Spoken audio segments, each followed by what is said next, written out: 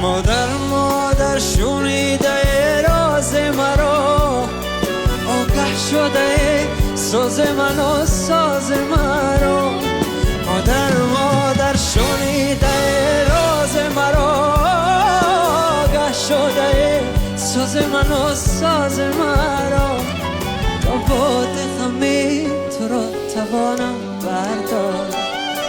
برداشته ای همیشه هر ناز من.